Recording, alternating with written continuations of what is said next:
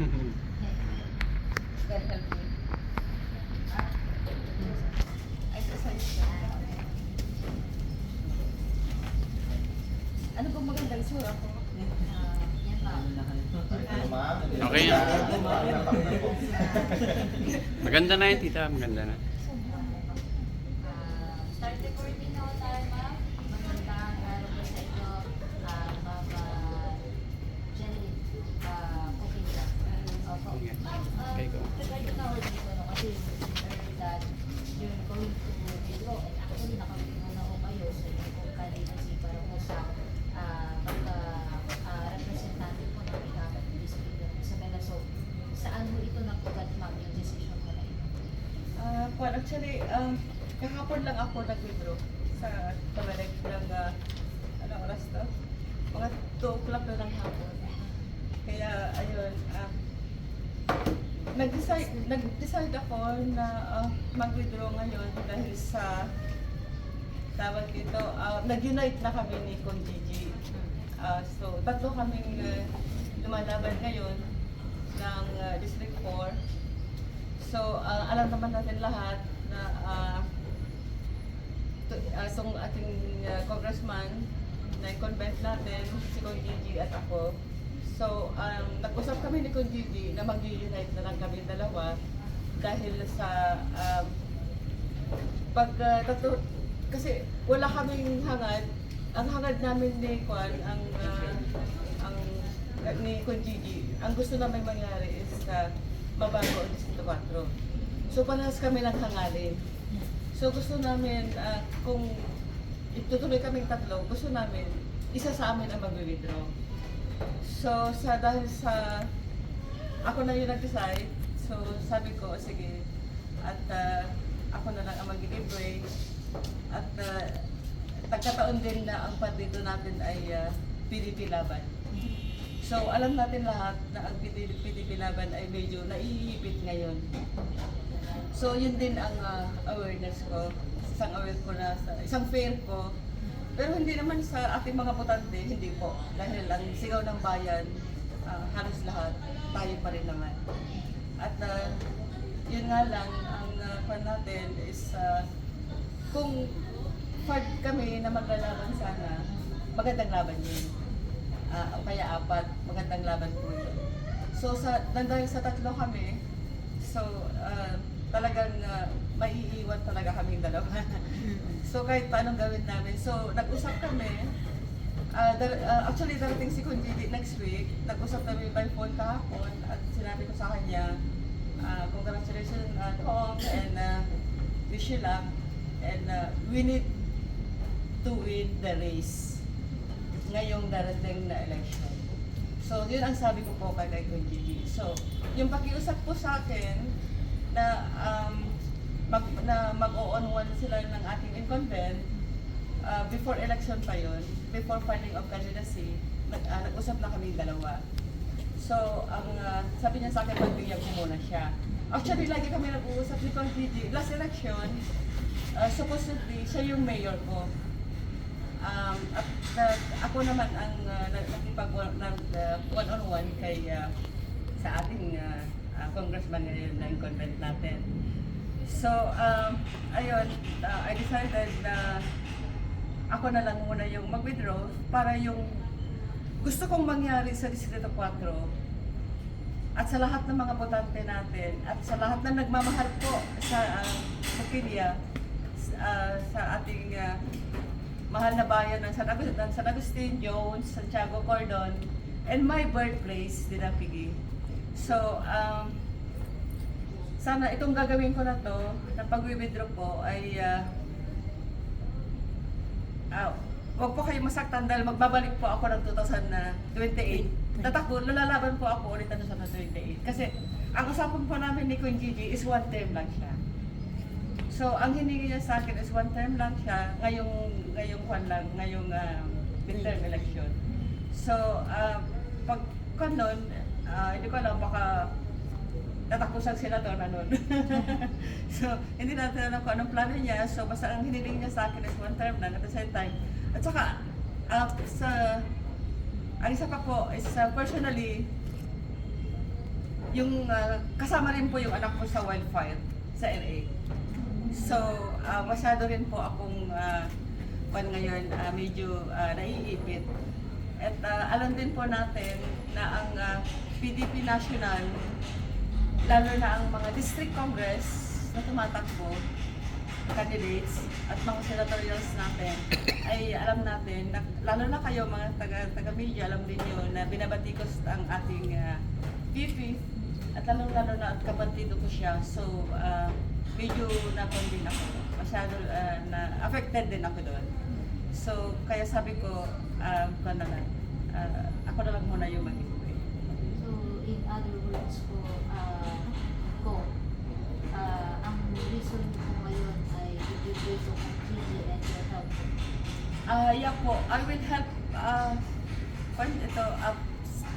ito, pananawagan ko sa buong Distrito 4 na sana ay tulong-tulong po tayo at ipaglaban po natin ang kwan ni Gigi. Ibalik natin muli siya. Pagbigyan mo pagbigyan natin kahit one term lang muna.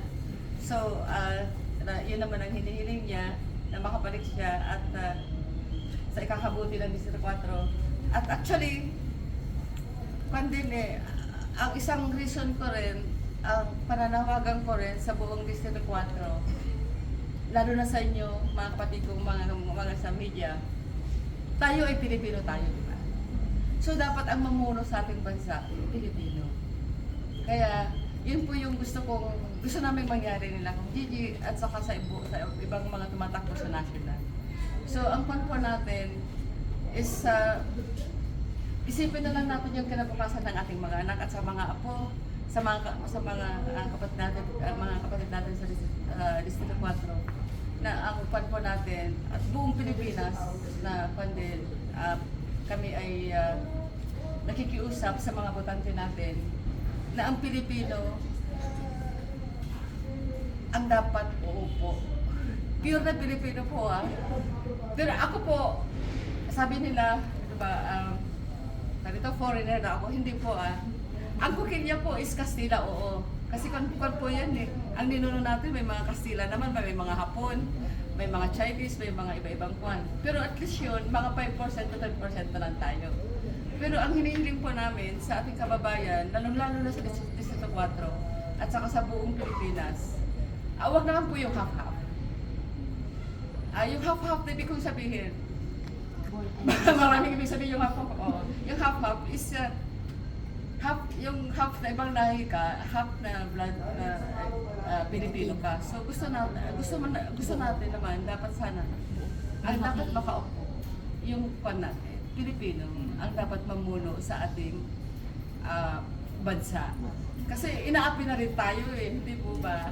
So, yun na rin po ang concern ko talaga. Kaya gusto ko rin na pagbigyan si Kung Gigi sa kahilingan niya sa akin, na pagbigyan ko siya ng one term. At the same time, my personal health, magpapapirar po rin po ako ng aking leeg.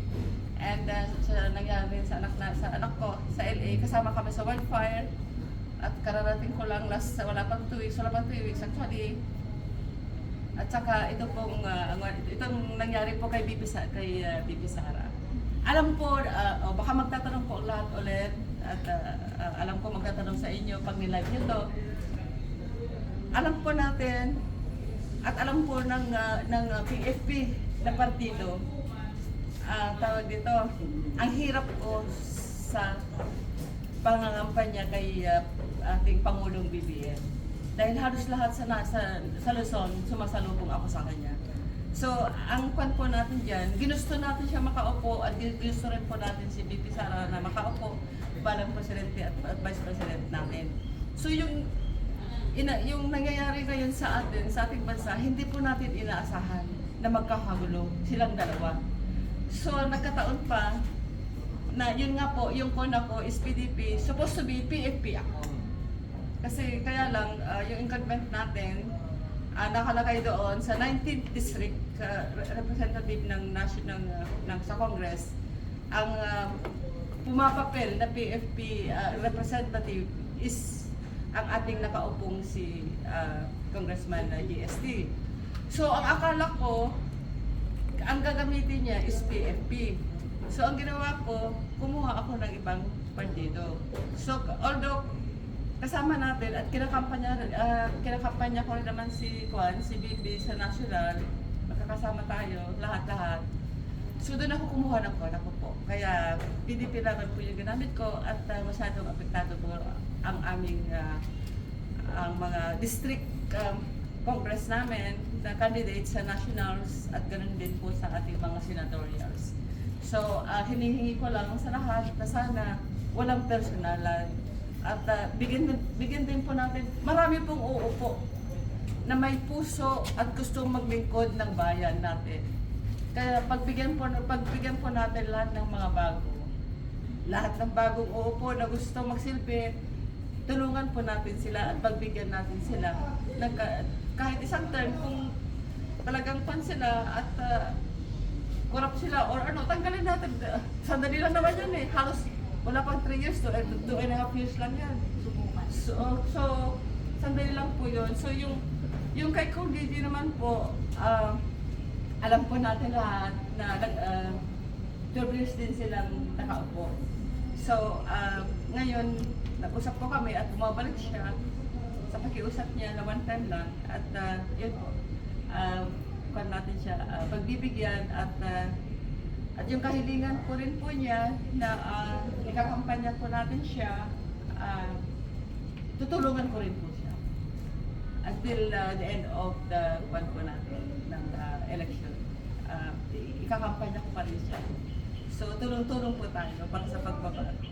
So, mahalin po natin ang ating bayan, mahalin po natin ang ating bawat distrito, mahalin po natin ang ating bansa. Pilipino po tayo. Kaya, po tayo, sana mabago na rin po lahat. At ang isang dahilan pa po ng aking pag-withdraw ay yun nga po, kung itutuloy ko pa rin at lalaban pa rin ako, hindi ko po kakayanin na lumaban sa vote buying. Alam po natin yun. Na normal na yun sa buong Pilipinas, ang vote buying po natin. Kaya sa ating mga, alam kong marami tayong fan sa inyo, marami kayong mga tagapakinig. Ang pakiusap ko lang sa ating mga botante na sana po ihintuan na natin ang vote buying. Kasi ang vote buying po, yan po ay sanhi ng isang corruption. Na napakalaking corruption po ang vote buying po natin. Kaya yan po ang pwede pa akong lumaban. Bakit hindi? Pwede po akong makipag-vote buying. Bakit hindi? Magbenta lang po ako ng ari-arian ko sa Manila, kaya ko yan. Pero ano ang ipapalit ko nun? Mangungurap po ako sa inyo. Para babawiin ko yung property kong binenta ko. Para lumaban ng patas sa kanila. Pero kung yung laban ng patas, ng puso at silbi, ng totoo sa kapwa, at ibibigay natin ang ikakabuti ng bawat mamamayan, gagawin ko po. Hindi po ako mag-withdraw. Kung ang laban po natin ay pantay-pantay at walang mangyayaring sasabi nating dayaan ang vote buying. So, kung walang mangyayaring ganon, tutuloy ako. Wala pong bando doon. Hindi pa ako nakukanto. Kasi yun naman po na ang sinisigaw ng ating mga kapatid talaga na tulong para sa kanila. Kaya ayun po. Matanong ko lang din po, ma'am, kahapon po, nabanggit niyo po na nag-file na nga po kayo ng withdrawal. Ano po yung tumatakbo sa isip natin pagka-file po natin? Tumatakbo sa isip ko sa pagka-file ko, parang gusto ko umurong. Kasi wala akong hangad na tumakbo bilang isang mamumuno ng Distrito 4 kung hindi magsilbi ng tapat sa ating mga kapatid. Alam po natin yun. At alam ko po sa sarili ko yun. At last election din, lumaban rin po ako ng patas na sarili. Dugot pawis ko po yung ginastos ko. at hindi po ako humingi ang tulong ng kahit kanino. Kaya yun po ang aking point. So, yun po yung tumakbo sa aking hapon na parang gusto kong umurong o hindi.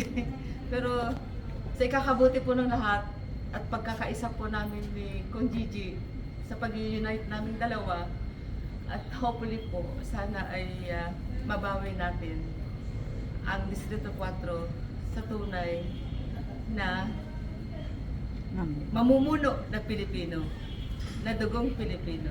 Alam po natin yan lahat yun. Kaya yun po. So ma'am, in summary po, kung bakit kayo nag-withdraw bukod sa magkakaroon po kayo ng operasyon sa inyong Isa rin po yun. bukod sa po akin. doon ay dahil gusto nyo na magkaroon ng pagkakataon ang Pilipino mismo, mapatunayan ang mismong Pilipino kung paano niya pamumunuan at papayabungin ang ating distrito. Correct po. At hindi lang po sa Distrito 4, kung hindi po sana sa buong Pilipinas din. Kasi matatanggal po natin ang mga tumatakbo at mga nakaupo sa buong Pilipinas na hindi pure Filipino. Magsisimula yan sa bawat province. Pag nagsimula yan sa bawat province at saka sa bawat provincial, regionals natin, magiging buong Pilipinas na yan, mababago na po yung yan natin. Mababawi natin na Pilipino lang talaga ang nararapat, karapat dapat na umupo sa atin. Pero hindi ko po sinasabi na may mga Chinese din, di ba? Na mga ang ninuno nila is 5% na gaya lang sa akin, na Pukilyo, na Kastila, na gaya sa inyo, ng mga ibang pan natin. Pero hindi, yun, as panayon talagang completely automatic na Pilipino, you are a Filipino. Pero pag half-half, hindi naman po natin dapat bayaran. Yes. Bilang nag-withdraw po kayo kahapon, ano po yung naging reaction po ng Congressman Gigi po na pinatuon niyo po yung withdrawal niyo po dito sa candidacy niyo po? Kahapon, pagkatapos kong nag-file, tinawagan ko siya, kasi nasa Manila siya ngayon, at next week darating siya. Tinawagan ko siya at sinabi ko sa kanya na congratulations, and I decided na I file na nag-withdraw na ako. So alam po niya at binati ko rin siya ng congratulations. At gaya ng sinabi ko sa kanya kanina, ulitin ko ulit, na sinabi ko sa kanya, congratulations Kong, nag-withdraw na ako, but we need to make it sure that we will win the race for District 4. Yun po ang sinabi ko kay Kong kahapon, at medyo natuwa naman po siya, at mag-uusap kami next week pagdating po niya. Ma'am, since you have mentioned na bakit hindi natin siya subukan, ngayon po, may mga nakikinig po sa atin, so bakit po kailangan pagkatiwalaan po na ating Santiagueño? Distrito 4 ay po siya. Si Kong Gigi po. Nakita ko yung mga plataforma niya at umikot na rin siya sa Distrito 4. Nagustuhan ko rin naman yung mga plataforma niya na nilatag niya sa ating mga kapatid sa buong Distrito 4. At yun nga, at tawag dito, tiwala naman ako sa kanya na gagawin niya lahat ng kaya niyang gawin. At at the same time, yung pangako niya sa akin na sinasabi ko na yung weakness ko, kung ang weakness ko, number 1 is the senior citizen. At ang pangalawang weakness ko, sabi ko, ay ang mga kabataan. At lalong-lalo na sa mga hindi kayang mag-aral. Ngayon, kung kakailangan natin, kung ako magiging buhay, kailangan natin matulungan sila sa kanilang pag-aaral. Kailangan natin silang i-adapt, kailangan mo silang i-scholar. So nangako naman po siya. May mga pag-uusap din kami na yung gusto kong mangyari sa Distrito 4, susundin po naman po niya yun. At gagawin po naman po niya yun. At the same time, yun nga po, one time lang yung sinabi niya. So sabi ko, okay, pag-isipan ko, and then kahapon nakapag-isip ako. At yun nga, nag-withdraw ako kahapon. medyo mabigat nga po yung naging pag-withdraw natin, ma'am, no? Nararamdaman din namin dito. Kaya naman, ganun din yung nararamdaman ng mga supporters po natin. So ano po yung gusto po natin sabihin sa kanila? Sa ating mga supporters po natin, alam ko po, andito rin po yung group of supporters ko, mga doctors. Andito po yung mga doctors natin, mga supporters po natin. Andito rin po yung supporters natin na number 1 sa ating lumalakad sa mga senior citizen. At andyan din po yung supporters natin sa kwan po natin sa mga byuda ng buong Santiago. So, andito po sila lahat. Hindi ko pa nasabi sa kanila actually. Ngayon pa lang, kaya mabigat talaga sa aking kalooban, pero pagbigyan po natin si Con Gigi. Kaya gaya po ng sinabi ko, kung tatlo kami maglalaban at walang magiging sa aming dalawa ni Con Gigi, matatalo at matatalo pa rin po kaming dalawa ni Con Gigi. Kaya yun po yung aking naisip. Talagang tama po kayo. Alam ko, gusto ko nang umiyak kung talaga ako nalulungkot din dahil hindi ko talaga kayang labanan ang laban na hindi karapat-dapat sa ating bawat mamamayan at sa ating sa ating laban sa kwan. Kaya ang aking pananawagan sa ating mga botante sa buong Distrito 4, tuloy po yung laban natin. Andito lang po ako. At ngayon pinagbigyan ko si Con Gigi at nag-unite kami para sa kakabuti ng District 4 at kung ano yung napag-usapan namin na dapat gawin at ibibigay po sa inyo at lahat ng pangako ko nasabi ko rin sa kanya. So, makakaasa po kayo na lahat na yon kukulitin ko siya pag hindi po niya binigay yon. At ganun na napag-usapan namin at ganun po at nangako naman siya na gagawin niya, kaya hopefully and hope to God masusunod lahat ng kanyang lahat ng sasabihin at ipapangako sa buong Distrito 4. Yun po. Ma'am, Ay, sige po. Ma'am, last question from Live TV. Dahil kahapon nga po, di ba kayo nag-file ng inyong withdraw? Opo, kahapon Kahapon lang. din po kasi ay nag-file sila Sir Otep Miranda ng mga kaso sa mga flying voters. At nabanggit nyo rin nga po kanina na ayaw nyong sumabay na labanan yung mga vote buying dito sa ating lungsod. Maaasahan po ba namin ang kayo nila Ma'am Gigi, dahil nga sabi niyo po ay nag-combine kayo ni Ma'am Gigi, di ba po? Maasahan po ba namin na ang kanyang pamumuno ay talagang isusulong yung mabawasan yung mga vote buying and yung mga flying voters na sumisira sa karapatan ng Pilipino, lalo dito sa atin sa Santiago? Opo, napag-usapan din namin yan ni Con Gigi. Nababantayan namin, hindi lang ang vote buying. Babantayan namin ang mga flying voters natin. Kasi last year, ang pagkakaalam ko, ang naririnig ko, wala naman tayong ebidensya para i-file natin or sabihin natin. So, ang naririnig ko noon, na sinasabi nila sa akin is around 16,000 na flying voters, something like that. Tapos, ang sa panaman natin, sa vote buying natin, alam naman natin na talagang, andyan talaga lahat yan. Hindi lang sa atin, kung hindi sa buong Pilipinas. Gagawin po namin yun. Magbabantay po tayo. At kakailanganin po namin kayo na magbantay sa ating bayan at magbantay sa ating mga mahal nating mga botante. Na kung ano po yung karapat-dapat na umupo. Wala po tayong, kung ang isang politiko po natin, gaya po ng, sabihin na lang natin, political dynasty. Ang political dynasty po, ito masasabi ko, buong Pilipinas yan hindi lang po sa atin. Okay lang naman po yan, kung talagang para sa bayan ang ginagawa. Pero kung ang political dynasty naman, ay ang gagawin lang ay para magnegosyo, para sa pamilya, ay hindi rin po pwede yun. Kaya, yun po yung dalawang kwan ng political dynasty na kwan po natin. Yun po. At yung kay Mayor Otep naman, sinabi niyo tungkol sa kwan, sa flying voters, at saka sa tawag dito sa vote buying. Saludo rin ako kay Mayor Otep. At kay Mayor Otep din naman, nakikita ko rin naman yung ginagawa niya araw-araw na lumalabas. Yung sipag niya at yung kahit na uulan, bumabagyo, nakikita ko na lumalabas din naman siya. Kami yung magkatandem last election. So, saludo pa rin ako. Saludo ako kay Mayor Otep at sa kanyang araw-araw na kanyang paglalabas at kahit na may minsan napapanood ko na may sipon or lumalabas pa rin siya.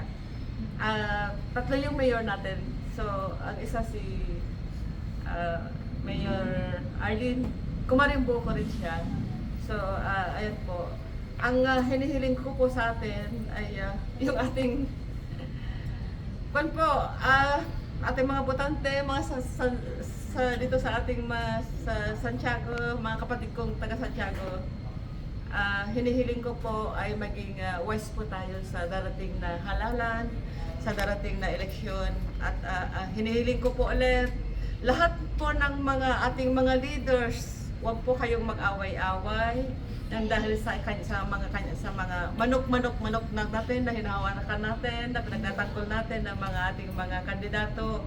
Huwag po kayong mag-away-away. Kaya yan po yung aking hinihiling. Kaya sana po ay mapagbigyan. Kasama niyo pa rin po ako sa lahat ng prayers ko, sa lahat ng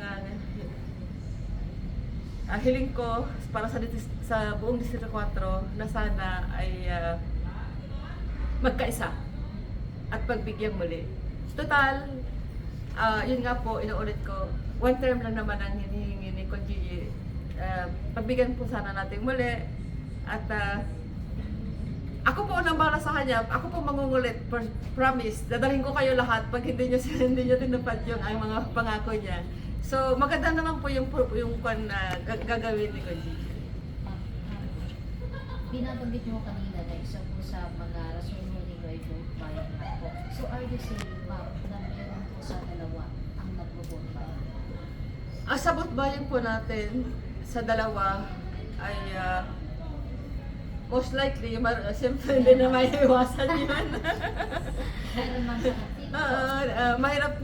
Mahirap nang magbitiw ng salita, pero alam po natin na hindi natin maiiwasan ang vote buying.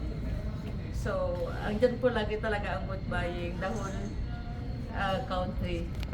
Kaya sana, at saka ito pa po, para sa mga botante natin, ang vote buying po, isang beses na tulong lang yan. Alam natin yan. So, yung pong, halimbawa, 5,000 to 10,000 natin, buong Pilipinas po to, alam ko makakarating to sa buong Pilipinas.